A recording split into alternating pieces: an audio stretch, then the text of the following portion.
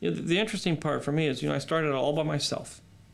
And then almost immediately, within about 3 or 4 months of starting to write the scripts, I brought in Doug and a few of the other designers. And then we, there's a little group, and then we started building that little group that's the design group from the attic. And we've worked for 2.5 years together.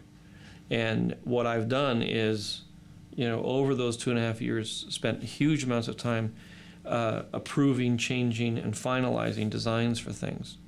Thousands of things.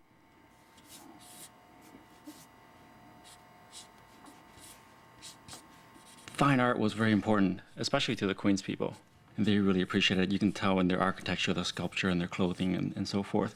And in episode 1, that element naturally carries over to their hardware or their vehicles. I grew up on certain types of science fiction films. I was a big science fiction fanatic as a kid. But when I saw Star Wars, I was really blown away, but I was actually kind of like, there are certain things that I didn't like about it. But the great thing was I went home and I kind of drew, my version of the X-Wing. I'd make this cockpit about 1/4 the size that it is, and I'd stick it back here. And then I'd take the engine part and I'd sort of cut this part off right here. I started with a staff of 2, and we were given a huge list of vehicles, creatures, environments, and whatnot to design. And it was just a matter of sitting down and trying to comprehend, where to start first, and then how to design something that will live up to the expectations of everybody that's going to see this film. George is very reactive, and he likes to kind of see things. And he basically just said, I need single-person fighters and shuttles and so forth. So just like a small shuttle type thing? No, I don't know what it is. Don't ask me those technical questions. It's neat, that's all. My decisions on what is aesthetically pleasing is really hard to nail down, because what I like is, obviously going to be different from what somebody else likes. It's a matter of getting in sync with George, and I hope that I've kind of gotten in sync with George in this film.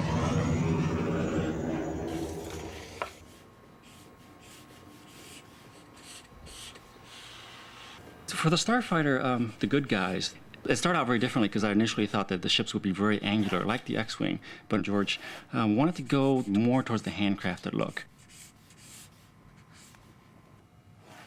George would come in every Friday for our weekly meetings, and it was very difficult sometimes because we spent a lot of time and energy to, draw beautiful drawings, and we put them up on the wall. And George will dismiss these designs very quickly, and it took me a while to get used to it, because one of our first couple of meetings, I would put up a wall full of designs, and he would look at it literally after 10 seconds, say, I like this one, this one, this one. Episodes 4, 5, and 6 kind of had the industrial mentality in terms of spaceships were punched out. They were kind of like plastic materials. Things were kind of mass-produced. It kind of happened with the industrial design in the United States. We had, an era in the 20s and 30s where things were more romantic and the craftsmen were the king. But then slowly, as the Industrial Revolution took over, machinery and mass production became the norm. I'm not quite sure if this is George's take, but for me, when that pattern clicked, everything made sense in terms of designing for this film.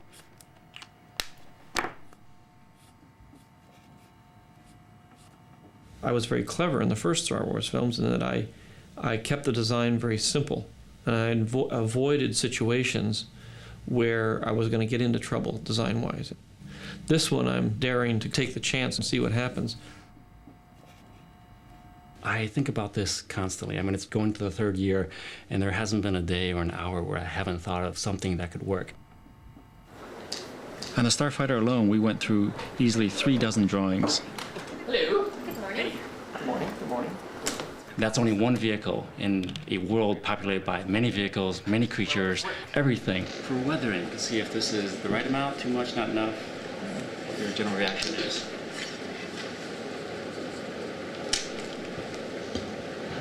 I would say this is the most distressed. Okay. And then they can do minor, less versions of this. Okay. Now, the other thing that we haven't really addressed is like paint chips and things. Do you want to see that? We can keep it pretty much the way it is. I mean, the one thing that I would tone down a little bit is this. Okay. It's getting a little too dirty. Yeah. Okay.